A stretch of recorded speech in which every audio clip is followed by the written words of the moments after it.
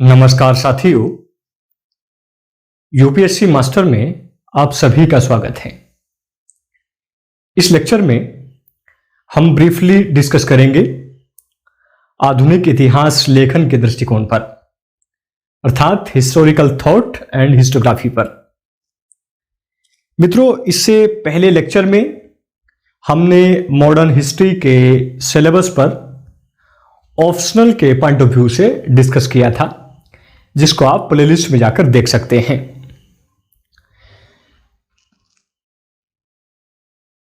अतीत और वर्तमान के मध्य निरंतर संवाद का अध्ययन ही इतिहास कहलाता है। इस बदलते परिवर्तन को तरह तरह के विद्वानों ने अपने अपने दृष्टिकोण से देखा है। वही दृष्टिकोण आज के लेक्चर का मुख्य विषय है। आधुनिक इतिहास लेखन में इस प्रकार के 4 दृष्टिकोण का हम उल्लेख पाते हैं। सबसे पहला साम्राज्यवादी दृष्टिकोण है, दूसरा मार्क्सवादी दृष्टिकोण है, और तीसरा राष्ट्रवादी दृष्टिकोण है, और चौथा और सबसे महत्वपूर्ण उपाश्रयवादी या सबाल्टर्न दृष्टिकोण है। अर्थात इन चारों समूहों के लेखकों ने अपने अपने आधार पर इस परिवर्तन की व्याख्या अपने अपने ढंग से की है। मित्रों, मैंने इससे पिछले लेक्चर में आपको यह बताया था कि अगर आपको मुख्य परीक्षा का प्रश्न हल करना है तो आपको अपना मेंटल ओरिजिन पढ़ा करना होगा। हम केवल नैरेटिव अप्रोच से अगर काम करेंगे, हम केवल देखेंगे कि राजा राम मोहन राय कौन थे, ब्रह्म समाज कैसे बनाया, उसके बाद उसमें आचार्य केशव चंद्र सेन, देवेंद्रनाथ टैगोर की क्या भूमिका रही, उसके बाद जंग बंग आंदोलन देखेंगे, तो वो सब मुख्य परीक्षा के दृष्टिकोण से कुछ है ही नहीं। आप ये मान के चलिए कि जब आप मुख्य परीक्षा के प्रश्न को देखेंगे, आपके पैरों तले जमीन खिसक जाएगी, क्योंकि वर्तमान समय का जो एग्जाम का पैटर्न है वो क्रिटिकल अप्रोच से पूछा जाता है। अब ये नहीं पूछता कि पलासी के युद्ध के कारण बताइए, उसका महत्व बताइए, नहीं। अब प्रश्न यह है कि पलासी का युद्ध एक महत्वहीन युद्ध था, क्योंकि यह विश्वासघात से लड़ा हुआ था। यदि इसके बाद अंग्रेज एक भी युद्ध हार जाते तो वो उन सभी लाभों से वंचित हो जाते जो उन्हें अब तक प्राप्त हुए थे। तो प्रश्न इस प्रकार के पूछे जाते हैं। अब इनमें सबसे पहले साम्राज्यवादी दृष्टिकोण को हमें देखना है, वो भी इस लिहाज से ताकि हमारा मेंटल ओरिजिन बड़ा हो सके और एक क्वेश्चन के कितने पॉइंट ऑफ व्यू हो सकते हैं, हम उसे कितने स्तर से देख सकते हैं, हमारा क्लियर हो सके। जैसे मैंने चर्चा की थी कि कुछ इतिहासकार ये कहते हैं कि पलासी का युद्ध भारत में आधुनिकीकरण की शुरुआत लेकर आया, जैसे साम्राज्यवादी लेखों का यही दृष्टिकोण है। जबकि अगर आप बंगाली इतिहासकारों को देखें तो वो ये बोलते हैं कि अंधकार के युग की शुरुआत यहीं से हुई। और मैंने शशि थरूर की बुक एरा ऑफ डार्कनेस का भी चर्चा किया था, जिन्होंने उसमें लिखा था कि भारत प्री मॉडर्न एज में ऑलरेडी चल रहा था, आपने विकास की प्रक्रिया को बाधित कर दिया और हमें अपने मार्ग से पथभ्रष्ट कर दिया। मित्रों, साम्राज्यवादी दृष्टिकोण इस पॉइंट ऑफ व्यू से लिखा गया है कि वो भारत में ब्रिटिश शासन के औचित्य को सिद्ध कर सकें। ब्रिटिश इतिहासकारों ने डॉक्यूमेंटेशन बहुत मजबूत किया हुआ है, वो सारा मजबूत करने का श्रेय इन्हीं इतिहासकारों को जाता है। इस दृष्टिकोण को भी हम साइंटिफिक रूप 2 प्रकारों में बांट सकते हैं। पहला पुराना कैम्ब्रिज दृष्टिकोण है, हालांकि वर्तमान समय में इस दृष्टिकोण को कोई ज्यादा पूछता नहीं है। जबकि दूसरा नया कैम्ब्रिज दृष्टिकोण है, इनके जो फैक्ट और कंसेप्ट है उनको तोड़ना बहुत मुश्किल हो जाता है। इसमें भी सबसे पहले अगर हम देखें पुराना कैम्ब्रिज दृष्टिकोण को, इस दृष्टिकोण के समर्थक हैं Ramsay Muir, Percival Spear, Anil Seal, एगलहर इत्यादि। ये सभी लेखक खुले रूप में ब्रिटिश नीति के पक्षधर हैं। आप देख लीजिए कि अंग्रेज यहां आए थे व्यापारिक उद्देश्य के लिए, पर उनके उद्देश्य राजनीतिक हो गए, उन्होंने भारत को अपना उपनिवेश बना लिया। तो ऐसा कहा जाता है, कुछ इतिहासकार ये कहते हैं कि वो प्रीप्लान थे, वो उद्देश्य लेकर ही आए थे कि उन्हें भारत में राज्य स्थापित करना है। जबकि कुछ इतिहासकार ये कहते हैं कि उनका उद्देश्य बदलती परिस्थितियों के अनुरूप बदल गया, आकस्मिक हो गया, उन्होंने राज्य स्थापित कर लिया। तो जो ये कहते हैं कि बदलती परिस्थितियों के अनुसार उन्होंने अपने उद्देश्य को बदला, भारत में राज्य स्थापित किया, उसी प्रकार के जो लेखक हैं वो पुराना कैम्ब्रिज दृष्टिकोण के हैं। वो ये कहते हैं भारत की ब्रिटिश विजय के संबंध में कि ब्रिटेन ने भारत को बेखबरी के दौर में जीता, प्री प्लान्ड हम नहीं आए थे, हम यहां आए, यहां देखा बुरे हाल है, भारतीयों को अच्छा शासन देने के लिए हमने यहां राज्य स्थापित कर लिया। अब इनका उपनिवेशवादी संबंधी आप दृष्टिकोण देख लीजिए, उससे पहले आप देख लीजिए उपनिवेशवाद क्या है। मित्रों, उपनिवेशवाद एक आर्थिक संबंध है जो इस नीति में विश्वास रखता है कि उपनिवेश का अपना कोई हित नहीं होता। उपनिवेश का हित मात्र देश के हित के अनुरूप संचालित होता है। जैसे फॉर एग्जांपल ब्रिटेन ने भारत को अपना उपनिवेश बनाया था, तो उपनिवेशवाद यह कहता है कि भारत के हित ब्रिटेन के हित से प्रभावित हैं, अर्थात ब्रिटेन के जैसे हित रहेंगे, भारत के वैसे ही हित रहेंगे, और इसका मूल उद्देश्य शोषण होता है। अब कोई भी मात्र देश यही चाहता है कि वह उपनिवेश से ज्यादा लाभ कमाए। उस लाभ के लिए वह जो भी आर्थिक नीति अपनाता है, उन सभी का प्रभाव देखने को मिलता है सामाजिक नीति पर, सांस्कृतिक नीति पर और राजनीतिक नीति पर। अर्थात उपनिवेशवाद का सार एक बिंदु में अगर आप समझें तो इससे मात्र देश को तो लाभ ही लाभ है, पर उपनिवेश को हानि ही हानि है, उपनिवेश को कोई लाभ नहीं है। तो उपनिवेशवाद के संबंध में जो पुराने कैम्ब्रिज दृष्टिकोण के लेखक हैं वो यह कहते हैं कि भारत में उपनिवेशवाद नहीं था। फिर क्या था? तो इस संबंध में उनका कहना है कि उपनिवेशवाद तो नहीं था, पर विदेशी शासन था। अब उपनिवेशवाद क्या है और विदेशी शासन क्या है? देखिए, उपनिवेशवाद कभी भी उपनिवेश के लिए लाभकारी नहीं हो सकता, जबकि विदेशी शासन हो सकता है। वर्तमान समय में आप देखिए, यूएनओ के अधीन कुछ देशों का राज्य चलाया जा रहा है, जैसे सोमालिया, वो तो उनके हित में है, वहां सुव्यवस्था कायम करने के लिए यूएनओ अपनी व्यवस्थाएं लागू कर रहा है। तो पुराना कैम्ब्रिज दृष्टिकोण के लेखक ये कहते हैं कि भारत में उपनिवेशवाद नहीं था, अर्थात अंग्रेजों ने भारत का शोषण नहीं किया, क्योंकि यदि वो उपनिवेश मान लेते तो उनको एक्सेप्ट करना पड़ता विचारधारा के अनुरूप कि भारत का अंग्रेजों ने शोषण किया है। तो इसको वो खारिज कर देते हैं, वो कह देते हैं कि उपनिवेशवाद तो था ही नहीं, इसके बदले यहां विदेशी शासन था, हमने भारतीयों को अच्छी सरकारें दी और अच्छा गवर्नेंस दिया। आर्थिक नीति के संबंध में ये और प्रचंड व्यवहार करते हैं।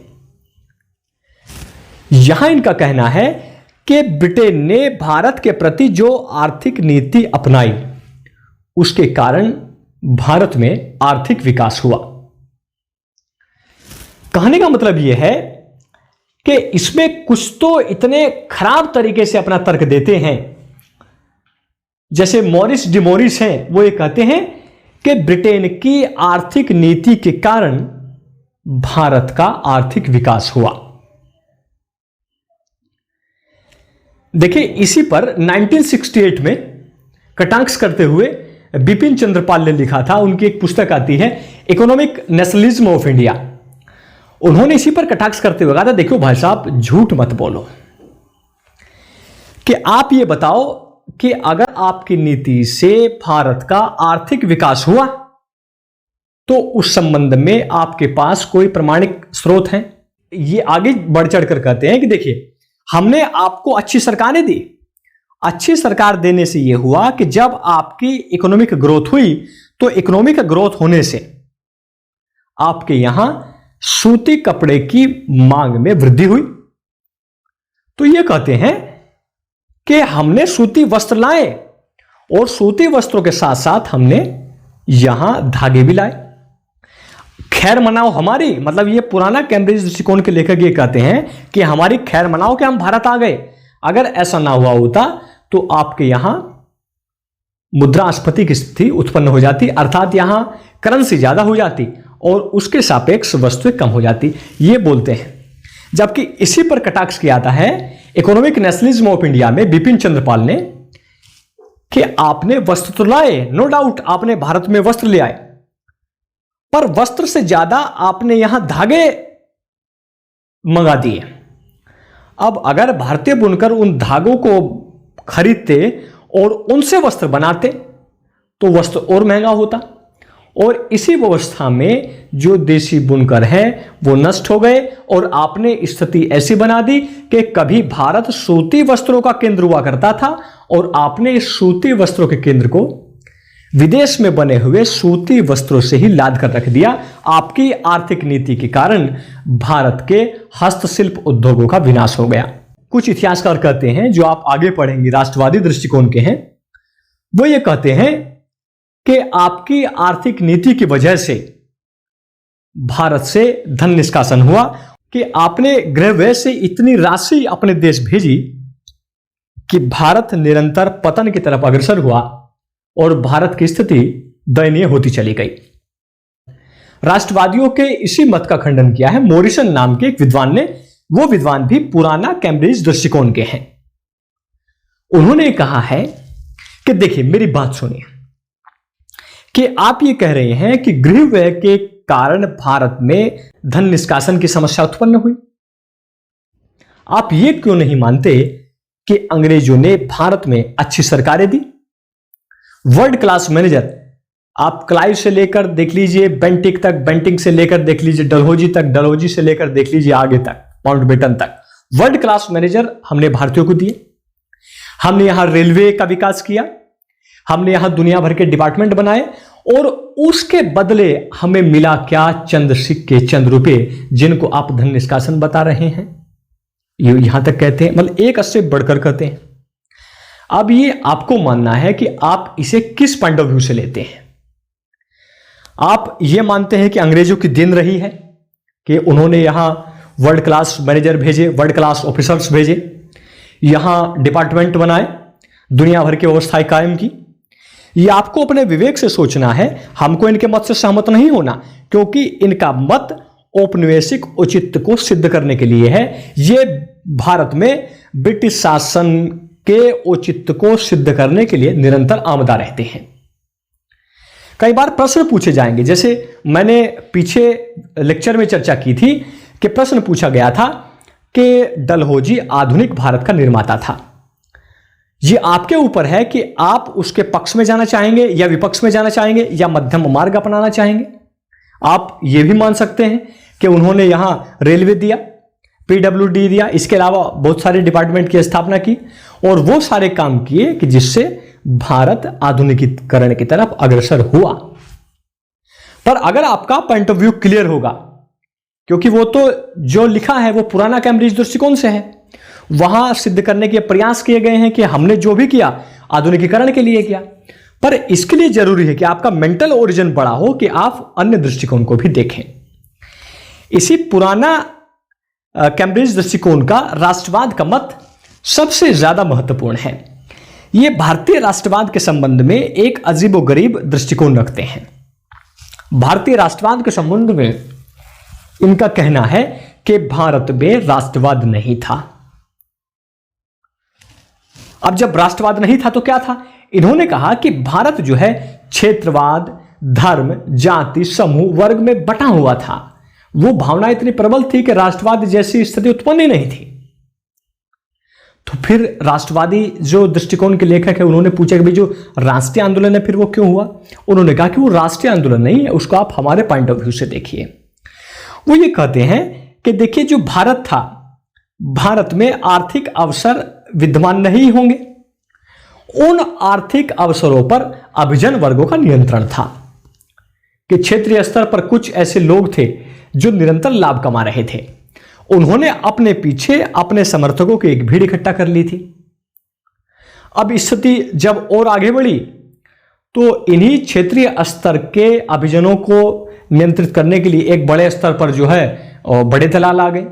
जैसे पहले आप एग्जाम्पल के तौर पर देख लीजिए, गांव में बोलते हैं कि भाई गांव में दलाल होंगे, उनके पीछे भीड़ इकट्ठी हो गई। फिर उसके बाद आप देख लीजिए ब्लॉक लेवल पर, उसके बाद जिला स्तर पर, मंडल स्तर पर, कि ऐसे ऐसे ये दलाल कायम थे। जब ब्रिटेन यहां गया, अंग्रेज भारत में विदेशी राज्य की जब स्थापना हुई तो अंग्रेजों की वजह से भारत में नए नए आर्थिक अवसर उत्पन्न हुए। चूंकि भारत में दलाल विद्यमान थे, ये दलाल जो है आपस में इन आर्थिक अवसरों पर कब्जा करने के लिए संघर्ष कर रहे थे। उसी संघर्ष को आप लोग राष्ट्रीय आंदोलन के पॉइंट ऑफ व्यू से देख रहे हैं, जबकि यह राष्ट्रीय आंदोलन नहीं था, क्योंकि भारत में राष्ट्रवाद था ही नहीं। और वो सार के रूप में ये कहते हैं कि ना तो भारत में उपनिवेशवाद था और ना ही भारत में राष्ट्रवाद था। देखिए, इतनी कड़वी बात इन्होंने की है, भारतीयों के जले पर नमक छिड़का है, आप खुद ही सोचिए। इसी के संबंध में एक राष्ट्रवादी इतिहासकार ने कहा था कि अंग्रेजों ने हमसे सब कुछ छीन लिया था, हमारे दिल में कहीं ना कहीं एक गौरव था कि हमने राष्ट्र के लिए कुछ किया है। ये अंग्रेज और खासकर पुराना कैम्ब्रिज दृष्टिकोण के लेखक उस गौरव को भी हमसे छीनने के प्रयास में लगे हैं। इसी पुराना कैम्ब्रिज दृष्टिकोण पर कटाक्ष जो किया है वो ज्यादातर किया है राष्ट्रवादी दृष्टिकोण के लेखकों ने। और ये राष्ट्रवादी दृष्टिकोण के लेखक 20वीं सदी के आरंभिक दशक में देखने को मिले थे। इनमें लाला लाजपत राय, A.C. मजूमदार, सुरेंद्र नाथ बनर्जी, ये तो राष्ट्रीय आंदोलन के दौरान थे। और वर्तमान समय में हम देखें, अमलेश त्रिपाठी इस दृष्टिकोण के प्रमुख लेखक हैं। देखिए, जहां पुराना कैम्ब्रिज दृष्टिकोण यह कहता है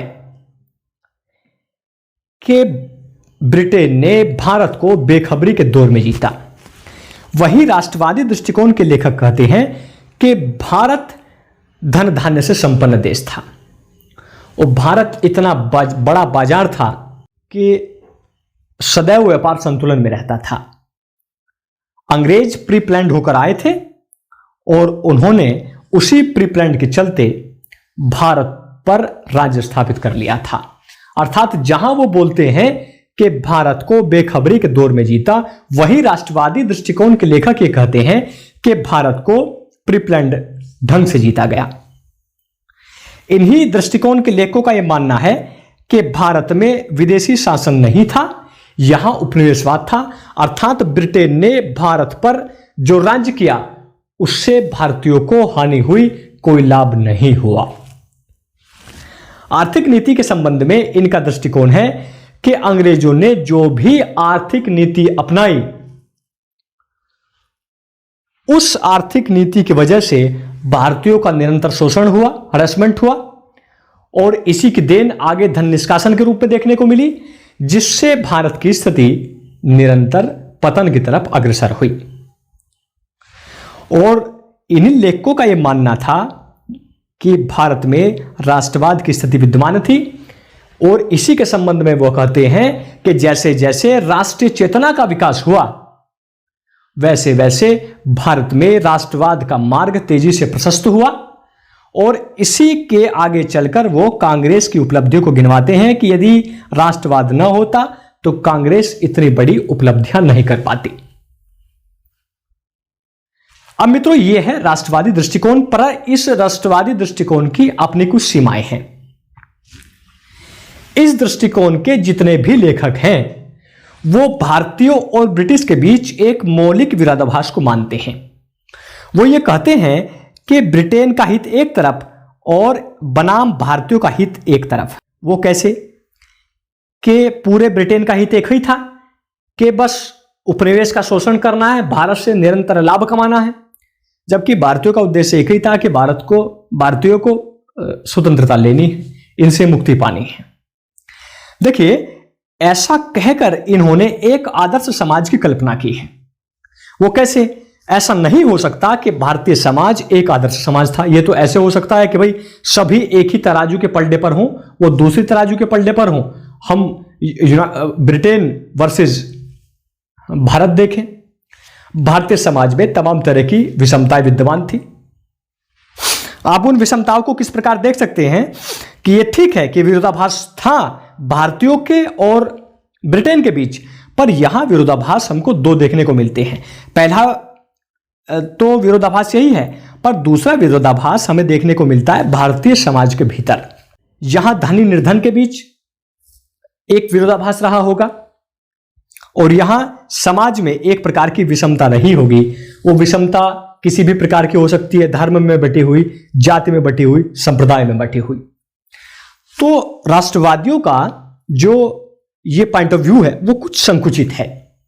आप खुद ही सोचिए कि यदि पूरा इतिहास राष्ट्रवादियों के पॉइंट ऑफ व्यू से लिखा जाता तो आप केवल मध्यम वर्गीय आंदोलन ही पढ़ते, आप केवल पढ़ते भारत बनाम ब्रिटेन। जो बड़े बड़े आंदोलन हुए हैं, खासकर मध्यम वर्गीय आंदोलन और खासकर कांग्रेस ने जो मूवमेंट चलाया है, जो 3 चरणों में हुआ है, उदारवादी, उग्रवादी और गांधीवादी।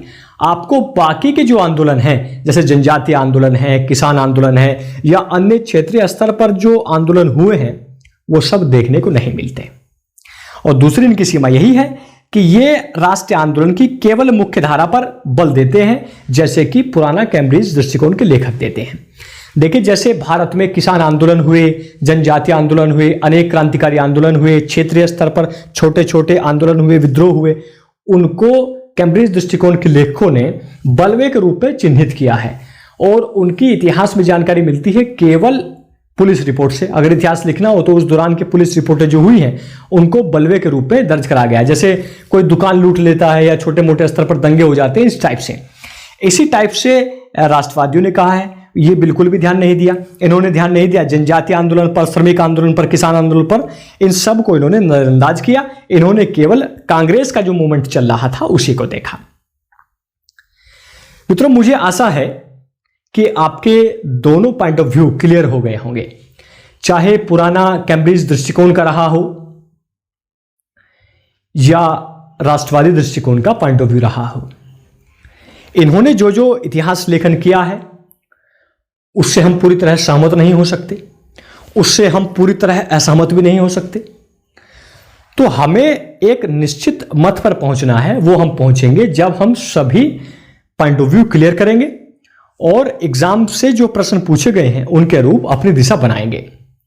मैं एक बार फिर कहता हूं कि अगर आपको मेंस का आंसर राइटिंग करना है, आंसर लिखना है, तो आपको अपना मेंटल ओरिजिन बड़ा करना होगा। हम किसी भी बात को ना तो नकार सकते हैं ना ही स्वीकार सकते हैं, और हमको अपना जो विचार रखना है वो बिल्कुल न्यूट्रल रखना है, बिल्कुल कॉन्स्टिट्यूशनल रखना है। आप ऐसा नहीं है कि कई बार मैं देखता हूं बच्चों को कि वो गांधी के विरोधी हो गए, कुछ देखते हैं कि वो मुस्लिम लीग के इतने विरोधी हो गए, कुछ मोहम्मद अली जिन्ना के इतने विरोधी हो गए। हमें उनसे मतलब नहीं है, हमें तो जस मेंस में आंसर राइटिंग करनी है। और बेंच में उत्तर जब लिखते हैं तो बेंच में कभी भी कंपटीशन लिखने का नहीं होता, क्योंकि प्री क्वालिफाई करके गए हो तो मेंस में लिखोगे ही। मेंस में कंपटीशन होता है सदैव अच्छे लिखने वालों का। वो अच्छा तब लिखेंगे तब हमारा मेंटल ओरिजिन बहुत बड़ा होगा। हम अगले लेक्चर में डिस्कस करेंगे इसके बचे हुए जो पॉइंट ऑफ व्यू हैं, जिनमें मार्क्सवादी पॉइंट ऑफ व्यू है, मार्क्सवादियों पर कटाक्ष करने के लिए नया कैम्ब्रिज दृष्टिकोण आया। उसके बाद हम देखेंगे सबसे चर्चित और सबसे ज्यादा जो है एग्जाम के पॉइंट ऑफ व्यू से इंपॉर्टेंट है वो है सबाल्टर्न दृष्टिकोण। उन सबको एक के बाद एक करके हमको देखना है। फिर उसके बाद हम चैप्टर स्टार्ट करेंगे और विश्वास कीजिए पहले चैप्टर से ही आप आंसर राइटिंग स्टार्ट करेंगे मेरे बिना बताए।